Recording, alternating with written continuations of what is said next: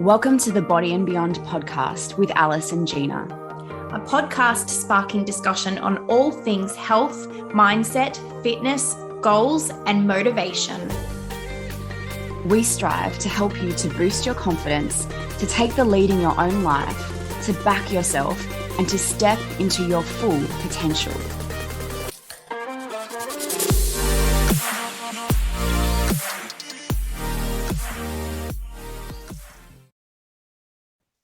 Body and Beyond is proudly sponsored by The Seed Cycle.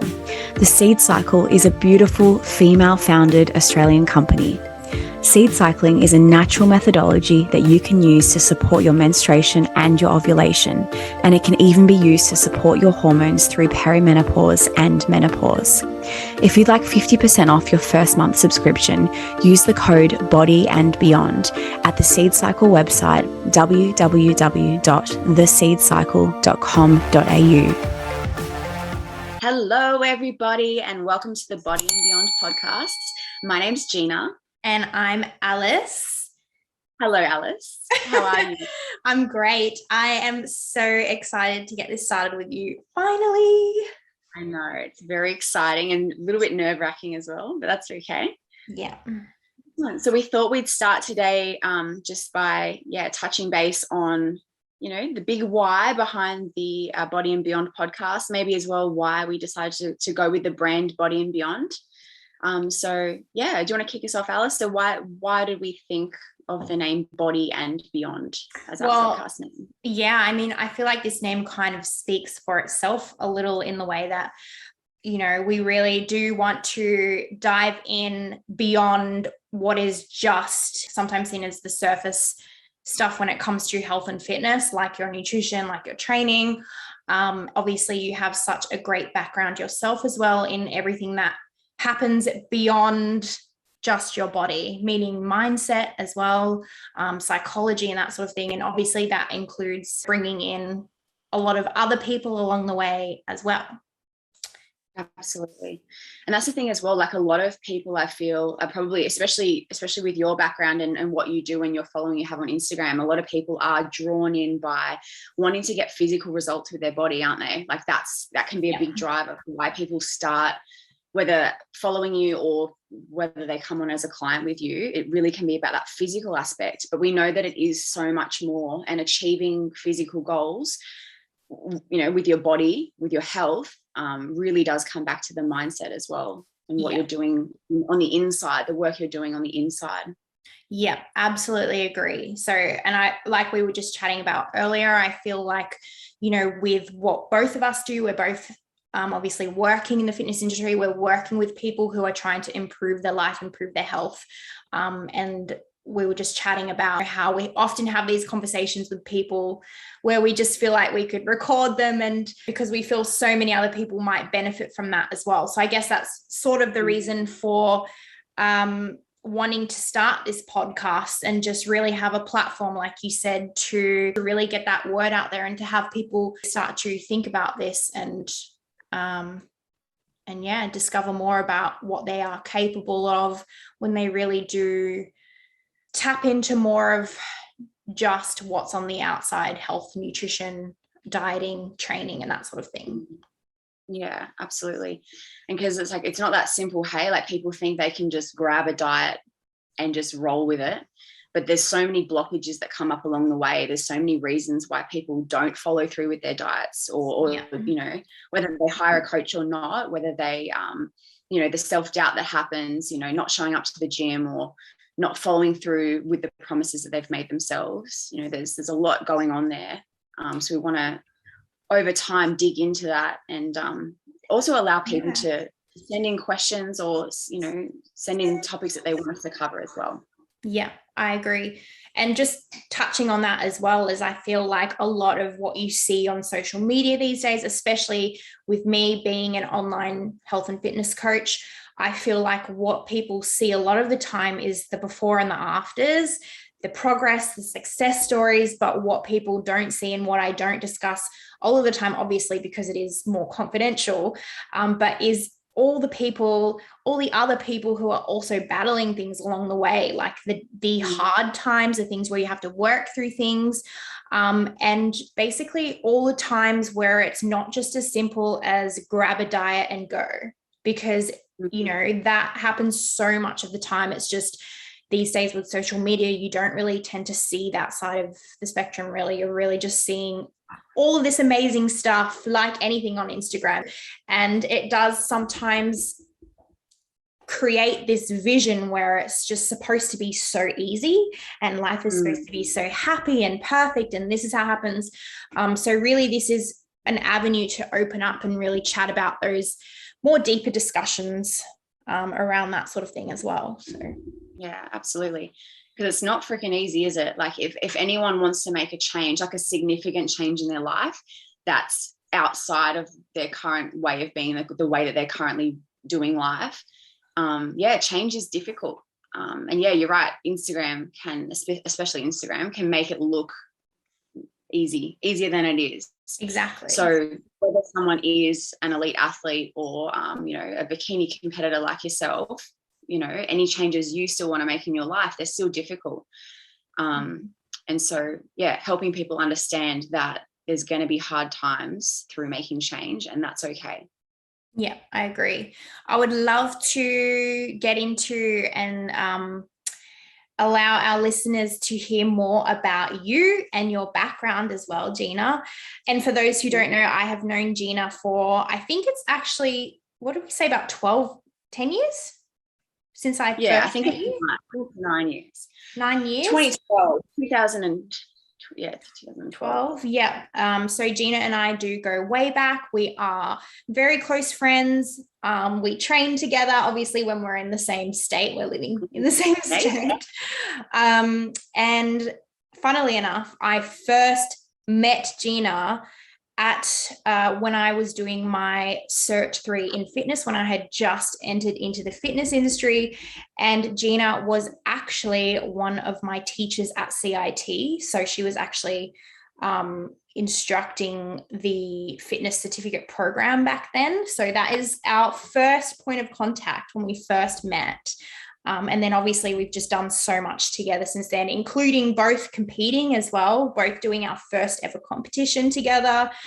And, you know, in this 10 years, you have really done a lot, Gina, as well. So yeah, it'd be great to hear a little more about you and your background and what you're going to share more coming into this podcast. Really? Yeah. So we met at CIT 9 years ago. So wow, that's a while ago now. But yeah, I guess going back, so I've been in the fitness industry for 14 years now, which sounds like a long time, makes me sound a bit older than, but that's okay.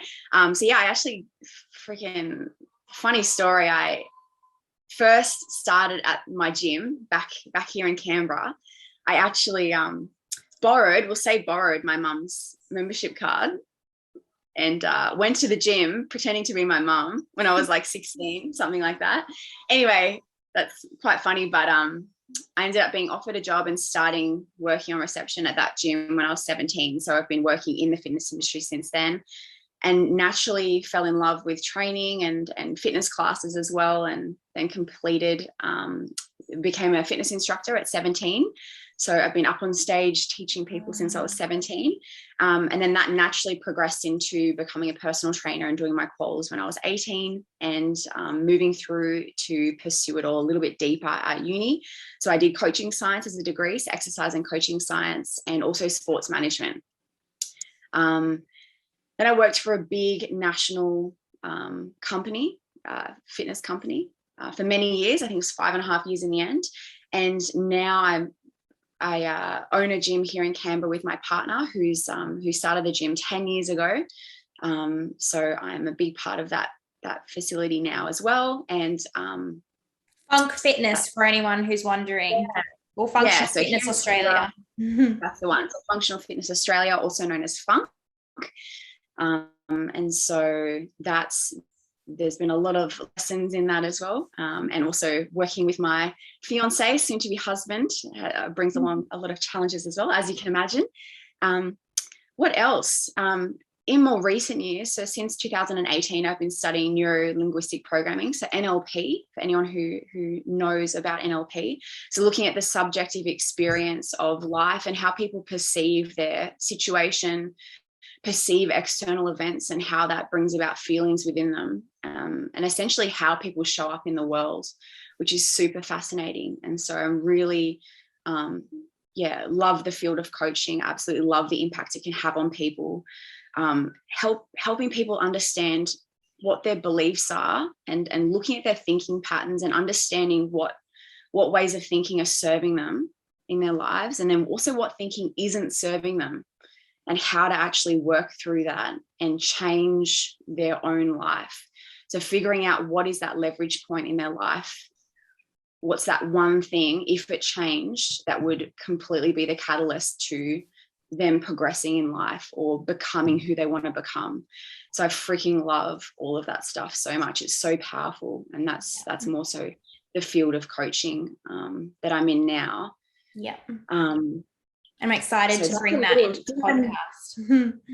Yeah, exactly. Yeah. And so I'm super excited to be exploring a lot of those topics within the podcast, and also, getting some amazing guests on the podcast and exploring all of that a little bit deeper.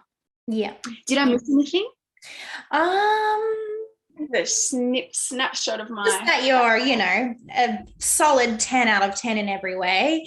Gina is just an amazing person in general. So thank you.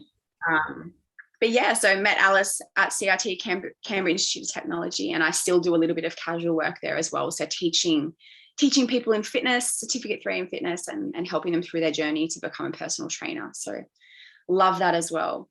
Yeah. But your background, you started... Well, yeah, since back kangaroo owner extraordinaire. Sorry? I said kangaroo owner. Oh. Let's leave that for another story, shall we? There'll be another time. But yes, I guess I can't remember, but my first ever job was at a Curbs, actually. A Curbs. I'm not sure if even if there's many around now, but very basic kind of women's fitness gym, I guess it is, but it's more the gym where you just go in and you do a 30-minute circuit of like one round of machines and then you leave. It was extremely basic, but that was my first job. And then I have literally worked up from the ground, from cleaning gym equipment. Like I was that girl on the gym floor cleaning machines. And it's funny because I often go in and I train at the gym now and I see girls like PTs in there doing that. And I'm like, yes, like go you girl. Like that is where I started. I started cleaning the equipment. I feel like people these days actually, I don't know, from what I see with the new up and coming students at CIT, like in Cert 3, a lot of them feel like they're above the cleaning, don't they? Like I feel like 100%. it is an essential starting point, knowing your tools, knowing what you're working with, understanding how the machines work. But yes, continue. Well, I totally agree, because these days I actually get a lot of messages on Instagram from people who have just come out of their certs and they're looking to do online coaching. And for me, that's quite interesting, because I would say from an online coaching point of view, like I really feel like you need to, this is my personal view, but I do feel like you really need that experience in coaching people in person, especially when it comes to programming, understanding, how to learn the training principles, being able to do that in person and coaching people face to face is obviously where I really did gain a lot of my knowledge and my training style. And I've only just gone into coaching face-to-face in the last couple of years. So after, at least 7-ish years in the fitness industry. Online? Yeah, into coaching online, like full-time. So, and I would say, like without all of that previous experience actually being on the gym floor, customer service, working with people, training different types of people. Because when you look at a training program that's written on a piece of paper, like it doesn't necessarily transfer straight across to every single person. You know, you've got so many different aspects that you have to take into consideration with different people, different strengths, different weaknesses, different bodies, and being able to identify that and learn about that when you're training people in person, it becomes a lot easier for me to then apply that online, even just by seeing photos, chatting, getting videos from clients. Like it's just made that whole transition a lot easier for me. I know what I should be looking out for. Yeah, it's crazy to think these days, like, because online is so booming at the moment, you do have a lot of people who are kind of skipping that whole gym phase and going straight to it. And yeah, like you said, it's like no one wants to clean the equipment anymore. But that is definitely where I started. And I really just worked my way up. I went in from small gyms, working into bigger gyms with, you know, lots of members, then moving to Sydney, where I worked in Fitness First Australia, which is known to be one of the busiest gyms in Australia with Fitness First. It's just like so competitive, you know, sharing the gym floor with 40 plus other personal trainers. And you really have to know your stuff, because when someone walks into a gym with 40 other trainers, like, you know, they've got a lot of choice there. So it really forced me to like go out of my comfort zone and really kind of master my craft, which at this point and at that point really was teaching women to lift and strength training, which is still to this day what I absolutely love. Like that is my big passion, and being able to kind of help women increase confidence through strength training. And I guess that's probably because a lot of, you know, that really did happen for me. Like that is where I gained a lot of my confidence, and that is learning how to master strength training in the gym, building that confidence in what I was doing. And yeah, from, you know, back when I did live in Canberra, before I even moved to Sydney, I was saying to Gina earlier, I used to travel 3.5 hours just to see a personal trainer in Sydney, which was at Clean Health Fitness Institute at the time. And I used to drive 3.5 hours just to do this PT session, because I knew I was going to get advice from, you know, someone who had been in the industry for a long time, who had a great reputation for strength training. So I really pushed to try and like learn from the best and be there in person. And I feel like that's such a big way to, you know, for people who are upcoming in the fitness industry, such a good way to learn, is to learn from other coaches, really. So yeah, I did that, worked as a personal trainer in Fitness First. I then also did a couple of things with Fitness First Australia. I was actually a head coach for Fitness First Australia, where I used to program for their magazines, do workouts in their magazines as well. And cool. Yeah, I was one of their head coaches for an international or a national training program that they used to run with their members. So that was a great experience. Fast forward a little from there, I had also started working with Australian Strength Coach and the Base Body Babes, which was another incredible opportunity in my earlier days, because if you don't know of Australian Strength Coach, you can look him up on Instagram, but he really does have a very large knowledge in strength training. And because that's something that I was really passionate about, working as one of the female coaches for the Base Body Babes gym meant that I was going to get direct coaching from Australian Strength Coach himself and from the Base Body Babes.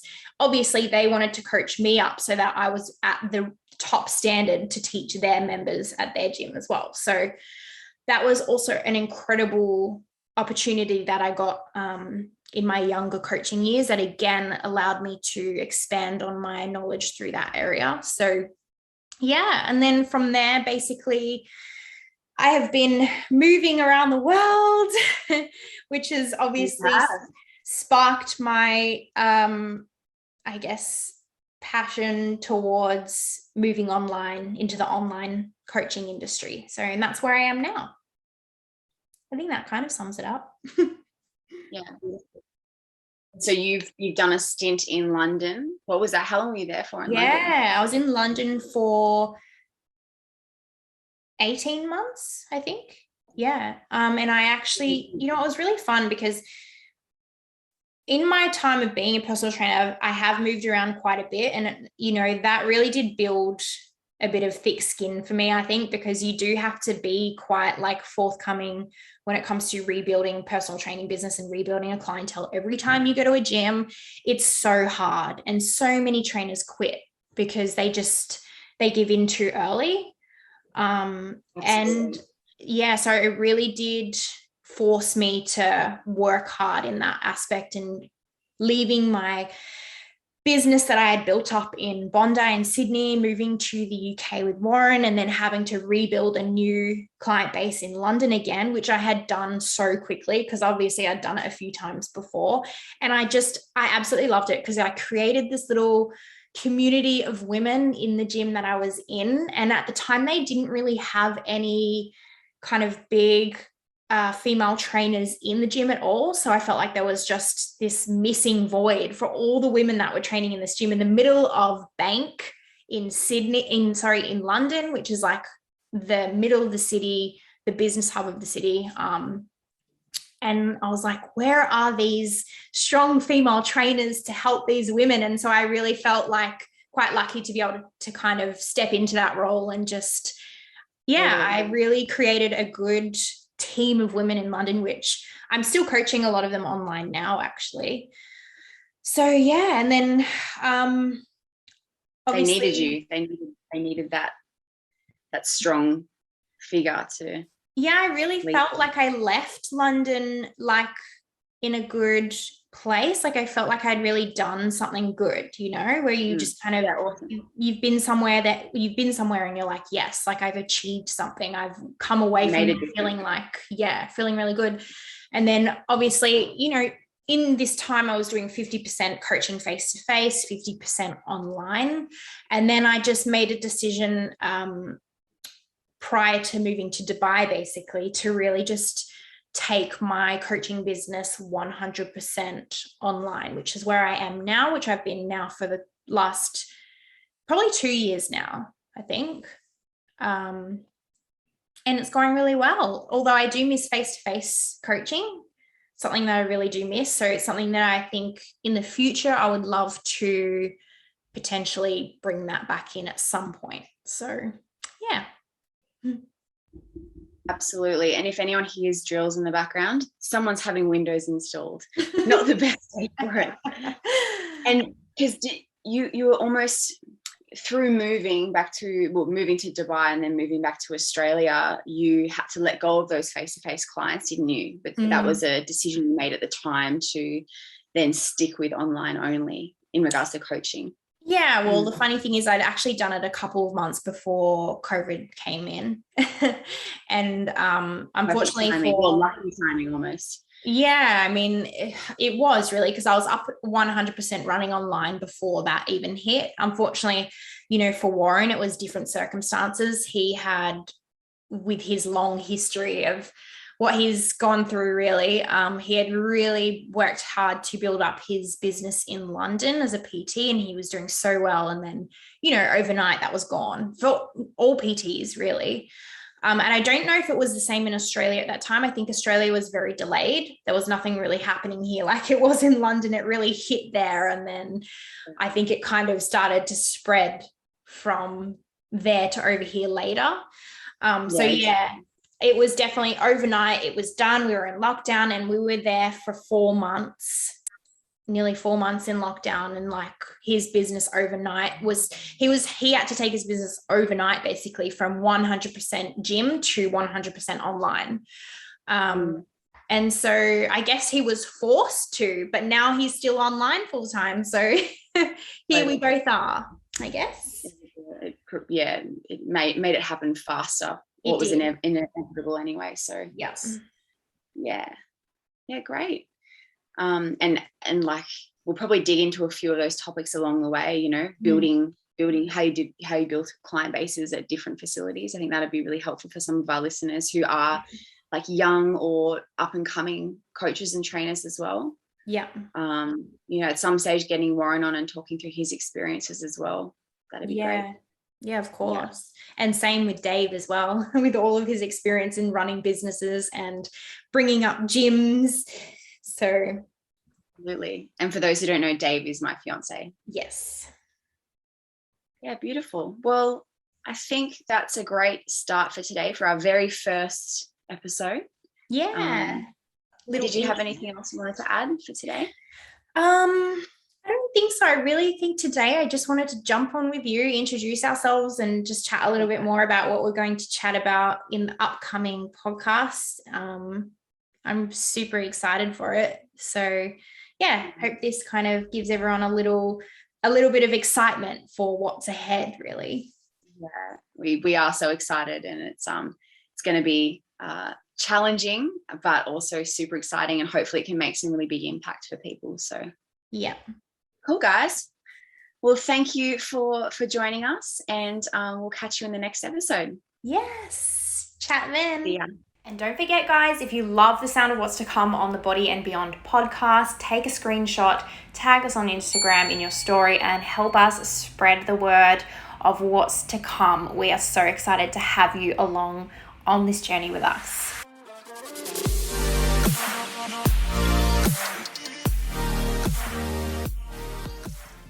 The Body and Beyond podcast is for information purposes only. This podcast does not constitute advice or services, and the statements and views of the hosts and guests are not medical advice. The information provided should not be used for treatment or diagnosis purposes. Please discuss any information from this podcast with your healthcare professional before making any changes to your lifestyle.